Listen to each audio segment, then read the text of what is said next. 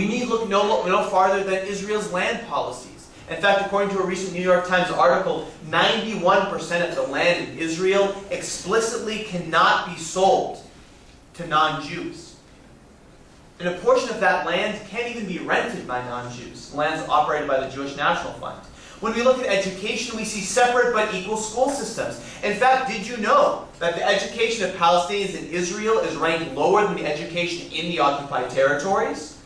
If you compare Palestinian citizens of Israel, their education with Jewish citizens of Israel, you find that Arab classes are 20% larger. Arab dropout rates, or Palestinian dropout rates, are 3 times the rate of Israeli children. It was the same situation in apartheid South Africa, where there was different resource allocation, and where the South African government under apartheid explicitly changed Black South African textbooks to remove mention of their history. Similar things you see happening in Israel itself. Of course, there is unequal resource allocation in Israel. In fact, did you know that the Human Development Index for Palestinian citizens of Israel is 44 slots below that of Jewish citizens of Israel? Did you know that there, to this day, remains 44 villages in Israel itself that are inhabited by Palestinians that are unrecognized by the Israeli government? So there are villages in Israel that are literally a kilometer or 2 away from major cities that receive no government service, including sewage and water.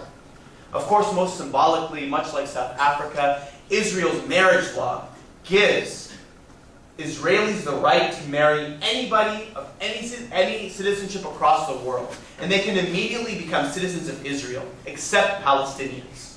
Israel has specifically banned intermarriage between Israelis and Palestinians, invoking the darkest memories of apartheid South Africa.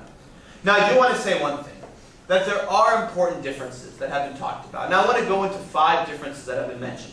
In some cases, I'll say it's valid. In some cases, I'll say that we're looking at it the wrong way. So I'm going to go through these 5 really quickly.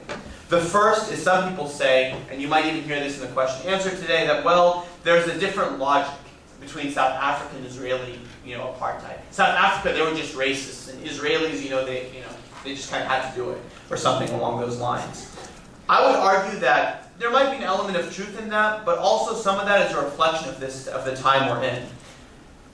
In the 1940s, 1950s, it was okay to be a colonial power. I mean, a lot of the world was colonized, but that isn't okay and that isn't all right today. So in many cases, what Israel has done as a wise, smarter power is they've used the same concepts but different rhetoric, right? They've used the same policies but framed it in a different way.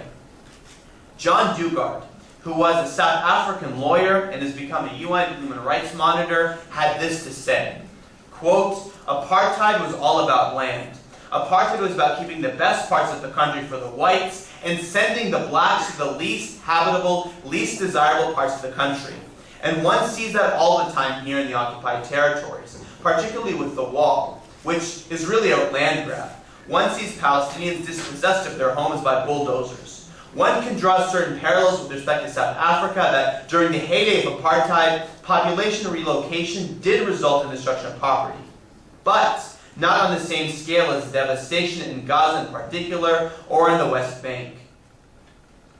Some people also point to the different demographics. They say, the white population was so small, and Palestinians, they're about equal with Israelis. But again, don't overstate this point. If you include Palestinian refugees, we have about 10 million Palestinians compared to 5 million Israelis. And the demographic trends, as we can read about almost every day in the Israeli news, are pointing in a clear direction. But more significant than that, I think we need to understand that it's the same kind of system. So while the numbers may not be exactly the same, the minority population is doing the same kind of things to maintain its power and privilege. And in fact, the demographics just recently, articles have come out saying that between the river and the sea, not including Palestinian refugees, we have about 5 million Palestinians, about 5 million Israelis. So while we can say demographics might be different today, we're not going to be saying that in 20 or 30 years, for sure. Secondly, some people say we have a very different time frame. South Africa was a 350-year history. Palestine is more or less the last 60 or 40 or 100, depending on what calculator you use. But that's actually not true. The heart of the apartheid system in South Africa took place from 1910 to 1994. That's a span of 84 years. As you know, we're in year 62 of, after the creation of the State of Israel and the apartheid structure there. Let's hope we don't make it all the way to 84. And I think with campuses like UC Irvine, we're not going to make it there.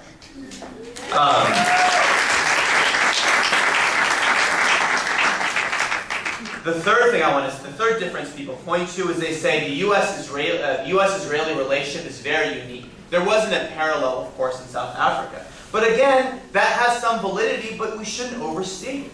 Ronald Reagan, in fact, was very closely tied, his administration was, to apartheid South Africa throughout the 80s. In fact, the U.S. had strategic interests in diamonds and gold, and strategic economic interests in apartheid South Africa. And also, there is the same kind of international consensus around what's happening in Israel as there was in South Africa. We have a similar, if you look at the votes, for example, as you guys know, when the International Court of Justice voted that Israel's wall was illegal and called for it to be immediately dismantled, it was based on a UN General Assembly resolution that was something like 136 to 6.